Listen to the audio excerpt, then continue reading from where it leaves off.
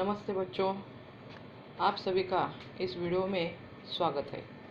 आज हम 12वीं कक्षा की हिंदी योग भारती की पुस्तक उसमें से जो चौथी कहानी है, उस कहानी में आदर्श बदला जो सुदर्शन जी ने लिखी है, उस कहानी के बारे में आज हम जानकारी लेने वाले हैं या उस कहानी को हम पढ़ने वाले हैं। अब इस कहानी में शीर्षक दिया गया है आदर्श बदला। अब आप लोगों को लग रहा होगा कि बदला कैसे आदर्श हो सकता है, क्योंकि बदले की भावना में हिंसा की भावना होती है, ऐसे कहा जाता है, और निरंतर वह व्यक्ति के मन में बसी हुई रहती है। लेकिन सुदर्शन जी ने एक अलग तरीके से यह आदर्श बदला कहानी जो है अपने कौशल्य के सहारे लिखी है। जो एक बैजू नाम का एक छोटा सा बच्चा जो है, जो संगीत विद्या में पारंगत हो जाता है और वह बदला किस प्रकार से लेता है, वह इस कहानी के माध्यम से सुदर्शन जी ने बताया है। अब यहाँ पर पहले हम लेखक का परिचय देखते हैं कि सुदर्शन जी का परिचय। सुदर्शन जी का जन्म 29 मई 1895 को सियालकोट में हुआ। आपका वास्तविक नाम बद्रीनाथ है। आपने प्रेमचंद की लेखन परंपरा को आगे बढ़ाया है। साहित्य को लेकर आपका दृष्टिकोण सुधारवादी रहा। आपकी रचनाएं आदर्शोन्मुख यथार्थवाद को रेखांकित करती है। साहित्य सृजन के अतिरिक्त आपने हिंदी फिल्मों की पटकथाएं और गीत भी लिखे हैं। हार की जीत आपकी प्रथम कहानी और हिंदी साहित्य में विशिष्ट स्थान रखती है। आपकी कहानियों की भाषा सरल, पात्रानुकूल तथा प्रबोधपादक है। आपकी कहानियां घटना प्रधान है। रचनाओं में प्रयुक्त मुहावरे आपकी साहित्यिक भाषा को जीवंतता और कथ्य को प्रखरता प्रदान करते हैं। अब यहाँ पर लेखक परिचय में जो है और कुछ परिचय जो है, अब हम यहाँ पर सुदर्शन जी के बारे में जान लेंगे कि हिंदुस्तान के संपादकीय विभाग में नौकरी आरंभ करने के बाद आप क्रम से 4 कई पत्रों में भारत, चंद्र, आर्य पत्रिका व आर्य गजट का संपादन भी इन्होंने किया है। सुदर्शन जी का निधन 9 मार्च 1967 में हुआ। अब यहाँ पर सियालकोट मतलब नया पाकिस्तान जो है, यहाँ पर सुदर्शन जी का जन्म हुआ था। अब सुदर्शन जी की कुछ प्रमुख कृतियों के बारे में हम देखते हैं। 1935 में उन्होंने कुंवारी और विधवा इस फिल्म का निर्देशन भी किया था। सन 1950 में बने फिल्म लेखक संघ में प्रथम उपाध्यक्ष भी वे थे और फिल्म क्षेत्र से वे हमेशा जुड़े हुए थे। इसलिए उनकी प्रमुख कृतियों में पुष्पलता, सुदर्शन सुधा, तीर्थयात्रा, पनघट कहानी संग्रह, सिकंदर, भाग्यचक्र जो नाटक है, भागवती जो उपन्यास है, और ऑनररी मैजिस्ट्रेट, प्रहसन आदि यहाँ पर प्रमुख कृतियाँ देखी जाती है। अब विधा परिचय जो है यहाँ पर जो दिया गया है, उसमें कहानी भारतीय साहित्य की प्राचीन विधा है। कहानी जीवन का मार्गदर्शन करती है मतलब नया कुछ हमें सिखाने की कोशिश करती है। अब यहाँ पर जीवन के प्रसंगों को उद्घाटित करती है, मन को बहलाती है।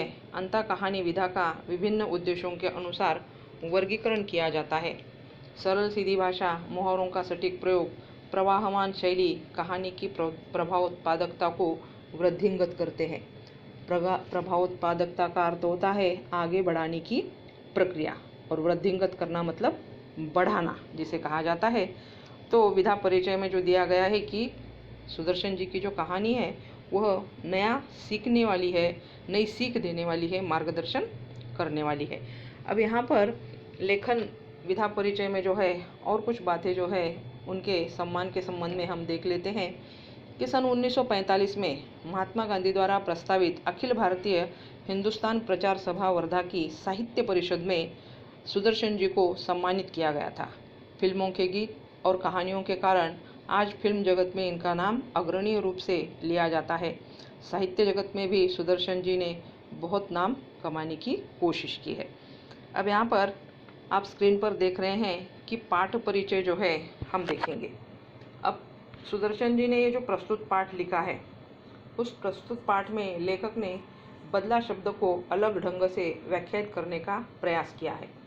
यदि वह बदला किसी के मन में उत्पन्न हिंसा को समाप्त कर उसे जीवन का सम्मान करने की सीख देता है तो वह आदर्श बदला कहलाता है। बचपन में बैजू अपने पिता को भजन गाने के कारण तानसेन की क्रूरता का शिकार होता हुआ देखता है, परंतु वही बैजू तानसेन को संगीत प्रतियोगिता में पराजित कर उसे जीवन दान देता है और संगीत का सच्चा साधक सिद्ध होता है। कलाकार को अपनी कला पर अहंकार नहीं करना चाहिए। कला का सम्मान करना कलाकार का परम कर्तव्य होता है। अब यहाँ पर बच्चों, जो पाठ परिचय दिया गया है उसमें हमने देखा कि बदले की भावना जो है वह मनुष्य के मन में हिंसा को जन्म देती है। अब यहाँ पर जैसे बुद्ध के विचार में कहा जाता है कि मैं हिंसा का विरोध करता हूँ बहुत, क्योंकि उससे पाया हुआ समाधान बहुत कम वक्त के लिए होता है और उससे पैदा हुई नफरत हमेशा के लिए मन में आपके निरंतर बसी रहती है। इसलिए हिंसा की भावना को मन से निकालना जरूरी है। अब यहाँ पर पाठ परिचय में जो बैजू इस कहानी का जो मुख्य पात्र है उसको लेकर यहाँ पर लेखक ने आदर्श बदला बैजू किस प्रकार से लेता है उसका वर्णन इस कहानी के माध्यम से हमारे सामने रखा है कि तानसेन की क्रूरता का शिकार जो बैजू के पिता हो जाते हैं, तो वहाँ पर उसी समय बदले की भावना उसके मन में उभर कर आ जाती है और तानसेन को संगीत प्रतियोगिता मतलब स्पर्धा में पराजित करके वो किस प्रकार से उसे जीवन दान देता है, यह सुदर्शन जी ने इस कहानी के माध्यम से बताने की कोशिश की है। अब सुदर्शन जी की कहानियों की भाषा जो है वह सरल और सुबोध है। उन्होंने पात्रों की मानसिकता दर्शाने के लिए आपका भावात्मक रूप उभर कर आता है। इनकी कहानियों में मुहावरों और कहावतों का परिपूर्ण उपयोग होने के कारण इनकी कहानियाँ और भी सुंदर बन जाती है। सुदर्शन जी ने मानवीय व्यवहार और मानवों की अच्छी बुरी प्रवृत्तियों से भली भांति जाना पहचाना है। इनकी कहानियों की कथावस्तु रोचक और प्रभावशाली और दिल को छू लेने वाली होती है। यह कहानी का ताना बाना इस तरह बुनते हैं कि कहानी की शुरुआत करते ही अंत तक की पाठक की जिज्ञासा जो है वह बनी रहती है। अब यहाँ पर बदला का तात्पर्य होता है कि एक किसी ने अगर हमें मारा है, थप्पड़ मारा है, किसी ने खून किया है तो हम उसका भी खून कर दे, किसी ने थप्पड़ मारा है तो उसे हम भी थप्पड़ मार दे, कोई हमें परेशान करता है तो हम भी उसे परेशान कर दे, लेकिन यह उचित नहीं है। यह सुदर्शन जी ने इस कहानी के माध्यम से आदर्श बदला कैसे होता है यह बताया है। बैजू जो बचपन से अपने पिता का बदला लेने की भावना में कठोर से कठोर परिश्रम करता है। 12 साल तक वह तपश्चर्या करता है, परिश्रम करता है और उसके बाद वह गायन विद्या में पारंगत हो जाता है। अब यहाँ पर बदले की भावना मन में जब पनपती है तो मनुष्य अपने ही मन की शांति को भी खो देता है। हमेशा नकारात्मक सोच उसके मन में बसी रहती है। मैं कैसे बदला लूँ, यह सोच कर उसका मानसिक स्वास्थ्य भी बिगड़ जाता है। वह अपने जीवन में खुद भी परेशान रहता है और बदले की भावना से मन में हिंसा के भाव उत्पन्न होने से मन की शांति भंग हो जाती है। जैसे कि कहा जाता है कि मन की शांति से बढ़कर इस दुनिया में कोई दौलत नहीं है। इसलिए लेखक कहते हैं कि बदले की भावना से आज तक किसी का विकास नहीं हुआ है। मनुष्य खुद भी इस बदले की भावना से विचलित हो जाता है, अस्थिर हो जाता है और गतिहीन हो जाता है, जो उसके जीवन की गति इस बदले की भावना से रुक जाती है। तो आदर्श बदला में सुदर्शन जी ने किस प्रकार से कहानी का बैजू के पात्र के माध्यम से वर्णन किया है, यह अब हम यहाँ पर देखने की कोशिश करते हैं। तो स्क्रीन पर बच्चों आप देख रहे हैं कि कहानी जो है आपको वहाँ पर दिखाई दे रही है। प्रभात का समय था। आसमान की बरसती हुई प्रकाश की किरणें संसार पर नवीन जीवन की वर्षा कर रही थी। 12 घंटों के लगातार संग्राम के बाद प्रकाश ने अंधेरे पर विजय पाई थी। संग्राम मतलब युद्ध जिसे कहा जाता है। इस खुशी में फूल झूम रहे थे, पक्षी मीठे गीत गा रहे थे, पेड़ों की शाखाएं खेलती थी और पत्ते तालियां बजाते थे। चारों तरफ खुशियां झूमती थी, चारों तरफ गीत गूंजते थे। इतने में साधुओं की एक मंडली शहर के अंदर दाखिल हुई। इनका ख्याल था मन बड़ा चंचल है, अगर इसे काम न हो तो इधर उधर भटकने लगता है और अपने स्वामी को विनाश की खाई में गिराकर नष्ट कर डालता है। इसे भक्ति की जंजीरों में जकड़ देना चाहिए। साधु गाते थे, सुमर सुमर भगवान को, मूर्ख मत खाली छोड़ इस मन को। अब संसार जो त्याग चुके थे उन्हें सुर ताल की क्या परवाह थी। सुमर सुमर मतलब स्मरण करना जिसे कहा जाता है। अब पहले परिच्छेद में जो है हम देखते हैं बच्चों किस प्रभात का समय था, मतलब सुबह का समय था। आगरा शहर जो है, उस आगरे शहर में जो है इस प्रकार से यहाँ पर वर्णन किया गया है कि बहुत सुंदर वातावरण जो है इस सुबह के समय इस आगरे शहर में हमें दिखाई दे रहा है। अब इस आगरे शहर में जो है चलते चलते एक साधुओं की टोली जो है इस आगरे में दाखिल हो जाती है। अब मन बहुत बड़ा चंचल होता है, इधर उधर न भटके, इसलिए यह साधु जो है यह गीत गाते हुए आगरे में प्रवेश कर रहे थे कि सुमर सुमर भगवान को मूर्ख मत खाली छोड़। इस मन को, मतलब इस मन को कभी खाली नहीं छोड़ना चाहिए, भगवान का स्मरण करते हुए उसमें लीन होना चाहिए। यह बात जो है इस गीत का माध्यम से साधु बता रहे थे। अब यहाँ पर यह गाते गाते वह टोली जो है आगरे शहर में जो है दाखिल हो जाती है। अब दूसरे परिच्छेद में बताया गया है कि जब संसार को त्याग चुके थे उन्हें सुर ताल की क्या परवाह थी।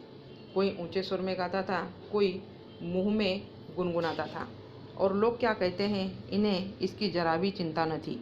ये अपने राग में मगन थे कि सिपाहियों ने आकर घेर लिया और हथकड़ियाँ लगाकर अकबर बादशाह के दरबार को ले चले। अब यहाँ पर जैसे आगरे में साधुओं का आगमन हो गया, वहाँ पर उन्हें मालूम नहीं था कि यहाँ पर कोई कानून बनाया गया है जो तानसेन ने यहाँ पर बनाया था। अब वहाँ पर सिपाही आकर उनको घेर लेते हैं और बंदी बनाकर जो है अकबर बादशाह के दरबार में ले चलते हैं। अब यह वह समय था जब भारत में अकबर की तूती बोलती थी और उसके मशहूर रागी तानसेन ने यह कानून बनवा दिया था। अब तूती बोलना, यह मुहावरा जो है यहाँ पर आया है कि बातों का खूब प्रभाव चलना। अकबर राजा का वर्चस्व जो है सारे हिंदुस्तान पर था और उसी की तूती यहाँ पर बोलती थी। और उसके दरबार में मशहूर रागी तानसेन जो है उसने यह कानून बनवा दिया था कि जो आदमी राग विद्या में उसकी बराबरी न कर सके वह आगरे की सीमा में गीत न गाए, और जो गाए उसे मौत की सज़ा दी जाए। बेचारे बनवासी साधुओं को पता नहीं था, परंतु अज्ञान भी अपराध है।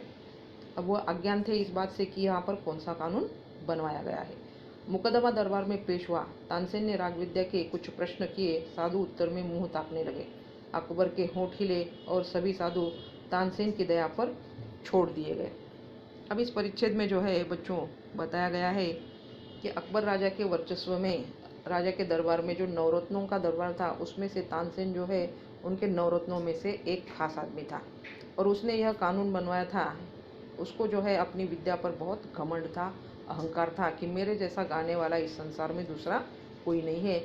इसलिए उसने आगरे शहर में आने वाले लोगों के लिए कानून जो बनवाया था, उसके कारण जो भी आगरे में गीत गाता हुआ आएगा तो उसे बंदी बना लिया जाएगा और उसे मृत्यु दंड की सज़ा दी जाएगी।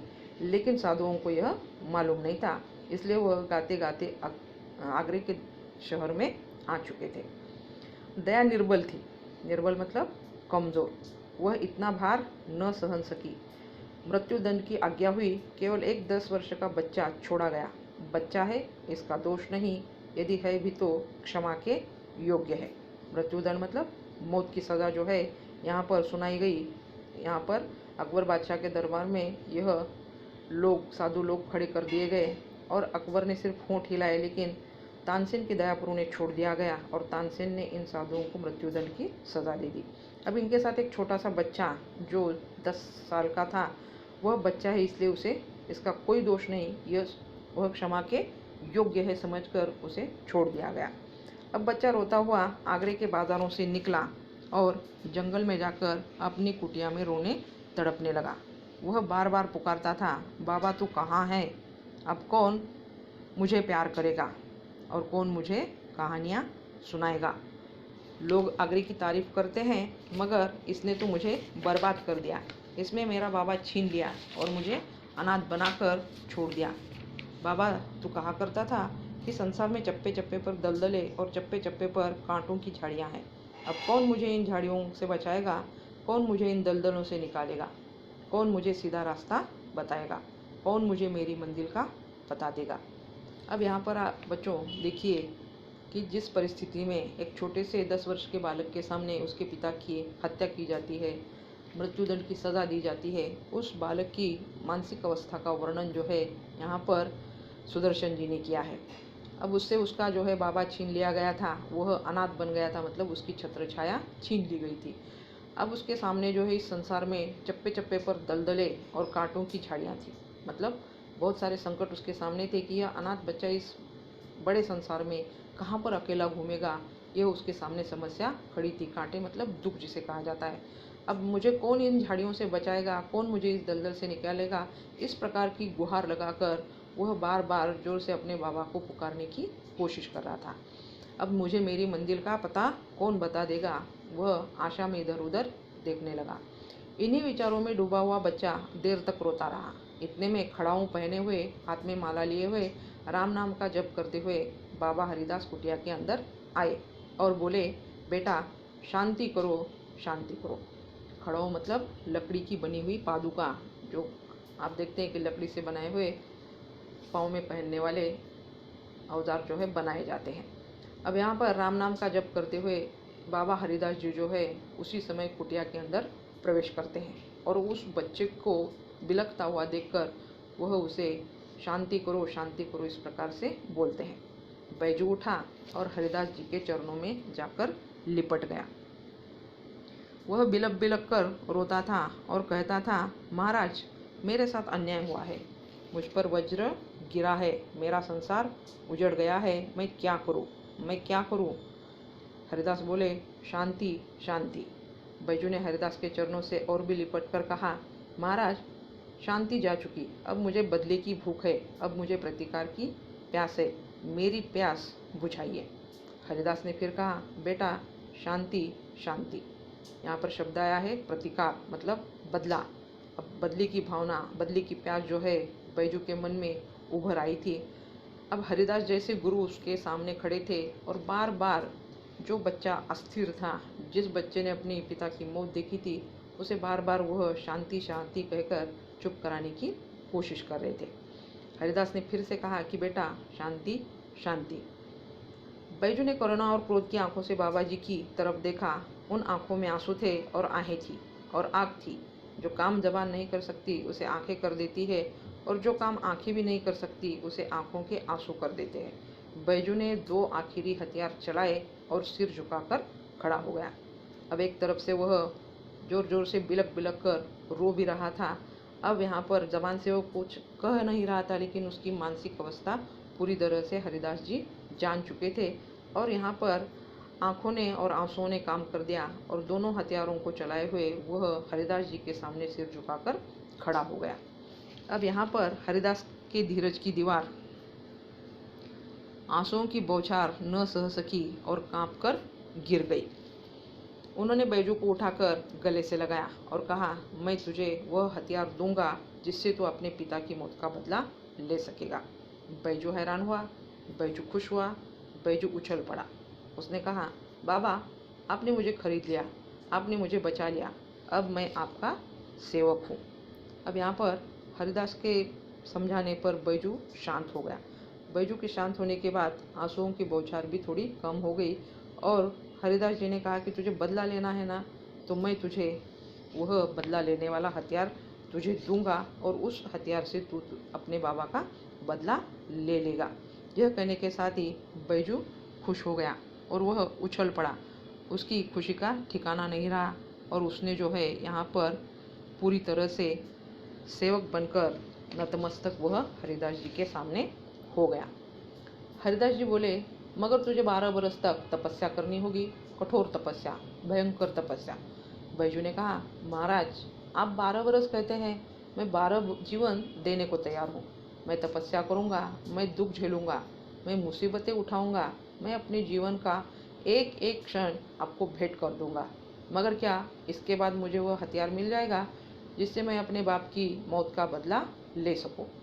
हरिदास जी बोले, हाँ मिल जाएगा बैजू, तो मैं आज से आपका दास हूँ। आप आज्ञा दे, मैं आपकी हर आज्ञा का सिर और सिर के साथ दिल झुकाकर पालन करूँगा। अब यहाँ पर हरिदास जी और बैजू का वार्तालाप दिया गया है कि हरिदास जी ने कहा कि मैं तुझे हथियार देने के लिए तैयार हूँ, लेकिन तुझे उसके लिए 12 बरस तक तपस्या करनी होगी। तो बैजू ने झट से कहा कि आप 12 बरस कहते हैं, मैं तो मेरे सारे 12 जीवन देने को तैयार हूँ। मैं इतनी तपस्या करूँगा, मैं हर एक दुख झेलूँगा, मैं हर एक मुसीबत का सामना करूँगा, लेकिन अपने पिता का बदला मैं लेकर रहूँगा। तो हरिदास जी ने कहा कि तुझे अपने पिता का बदला लेने का मौका मिल जाएगा। इसलिए बैजू जो है उसी दिन से हरिदास जी का दास बन गया और उनकी आज्ञा से सिर और दिल से जो है झुकाकर उनके सामने खड़ा हो गया। अब बच्चों, इस घटना को 12 वर्ष बीत गए। जगत में बहुत से परिवर्तन हो गए, कई बस्तियां उजड़ गई, कई वन बस गए, बूढ़े मर गए, जो जवान थे उनके बाल सफ़ेद हो गए। मतलब 12 साल जो है बैजू ने कठिन परिश्रम से तपस्या की और गान विद्या में जो है वह पूरी तरह से पारंगत हो गया। अब बहुत सारे परिवर्तन इस जगत में हो जाते हैं कि कोई थोड़ा समय नहीं था, 12 वर्ष बीत चुके थे, बस्तियां उजड़ गई थी, बहुत सारे परिवर्तन के साथ बहुत सारे वन भी बस गए थे और बैजू अब जवान हो गया था। अब बैजू बावरा जवान था और राग विद्या में दिन ब दिन आगे बढ़ रहा था। उसके स्वर में जादू था और तान में एक आश्चर्यमयी मोहिनी थी। मोहिनी मतलब मन को मोहने वाली। गाता था तो पत्थर तक पिघल जाते थे और पशु पंछी तक मुग्ध हो जाते। लोग सुनते थे और झूमते थे तथा वाह वाह करते थे। हवा रुक जाती थी, एक समा बंध जाता था। समा बन जाना मतलब वातावरण निर्माण होना जिसे कहा जाता है। अब बैजू जो है वह जवान हो चुका था और पूरी तरह से वह विद्या में पारंगत भी हो गया था। उसकी आवाज़ में एक प्रकार की जादू था और जिसके कारण वह जब भी गाता था तो लोग झूम उठते थे। पशु पंछी तक उसका गाना सुनकर मुग्ध हो जाते थे और वह वातावरण एक प्रकार से बना लेता था। अब एक दिन हरिदास ने खासकर कहा, वत्स, मेरे पास जो कुछ था वह मैंने तुझे दे डाला। अब तू पूर्ण गंधर्व हो गया है। अब मेरे पास और कुछ नहीं जो तुझे दूं। बैजू हाथ बांधकर खड़ा हो गया। कृतज्ञता का भाव आंसुओं के रूप में बह निकला। चरणों पर सिर रखकर बोला, महाराज, आपका उपकार जन्म भर सिर से न उतरेगा। उपकार मतलब उपकारों को सदैव याद रखने वाला। मतलब जो उपकार हरिदास जी ने इस अनाथ बच्चे पर किया था, 10 साल के बच्चे को उन्होंने अपने साथ ले जाकर एक अच्छा खासा राग विद्या में पारंगत बनाया था, इसके लिए वह उस उपकार को पूरी तरह से इस जन्म में तो उसे चुकाने की कोशिश नहीं करेगा। यह भावना जो है बैजू के मन में उभर कर आई और वह हाथ बांधकर उनके सामने कृतज्ञता भाव से खड़ा हो गया। हरिदास सिर हिलाकर बोले, यह नहीं बेटा, कुछ और कहो, मैं तुम्हारे मुंह से कुछ और सुनना चाहता हूँ। बैजू ने कहा, आज्ञा कीजिए हरिदास, तुम पहले प्रतिज्ञा करो। बैजू ने बिना सोच विचार किए यह कह दिया, मैं प्रतिज्ञा करता हूँ कि। हरिदास ने वाक्य को पूरा किया, इस राग विद्या से किसी को हानि न पहुँचाऊँगा। हानि मतलब नुकसान जिसे कहा जाता है। अब यहाँ पर वो समय आ गया कि 12 साल की विद्या पूरी तरह से परिपूर्ण होने के बाद हरिदास जी जो है बैजू को अपने वचन में बांध लेना चाहते थे। इसलिए उन्होंने कहा कि मैं तुमसे इस प्रकार की आशा नहीं करता हूँ, मैं तुमसे और कुछ चाहता हूँ, इसलिए तुम पहले प्रतिज्ञा करो। एक बार अगर प्रतिज्ञा करने के बाद, जैसे कहा जाता है कि प्राण जाए पर वचन न जाए, इस प्रकार से वह हरिदास जी बैजू को अपनी प्रतिज्ञा में बांधना चाहते थे। अब बैजू उतना परिपूर्ण नहीं था, इसलिए बिना सोचे समझे उसने कह दिया कि मैं प्रतिज्ञा करता हूँ। और जैसे ही झट से हरिदास जी ने वाक्य को पूरा किया कि इस राग विद्या से किसी को हानि न पहुँचाऊँगा। हानि मतलब यहाँ पर नुकसान। जैसे हरिदास जी ने बैजू के हाथ पांव ही बांध दिए। अब यहाँ पर बैजू का लहू सूख गया। लहू सूखना मतलब भयभीत होना। उसके पैर लड़खड़ाने लगे। सफलता के बाग परे भागते हुए दिखाई दिए। 12 वर्ष की तपस्या पर एक क्षण में पानी फिर गया। प्रतिहिंसा की छुरी हाथ आई तो गुरु ने प्रतिज्ञा लेकर कुंद कर दी। बैजू ने होंठ काटे, दांत पीसे और रक्त का घूंट पीकर वह रह गया। मगर गुरु के सामने उसके मुंह से एक शब्द भी न निकला। गुरु गुरु था, शिष्य शिष्य था। शिष्य गुरु से विवाद नहीं करता। अब यहाँ पर प्रतिहिंसा मतलब बदले की भावना जिसे कहा जाता है। और प्रतिहिंसा की छुरी हाथ आई थी, लेकिन यहाँ पर वह कुंद कर दी।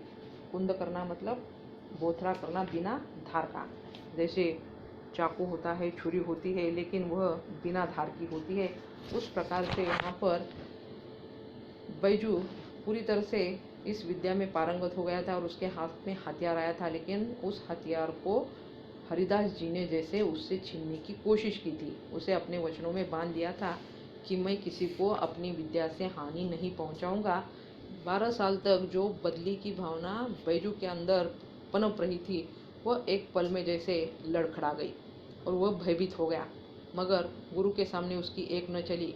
उसने अपने होंठ काटे, दांत पीसे और पूरी तरह से वह जो है यहाँ पर मुंह से एक भी शब्द निकालते हुए गुरु के सामने खड़ा हो गया।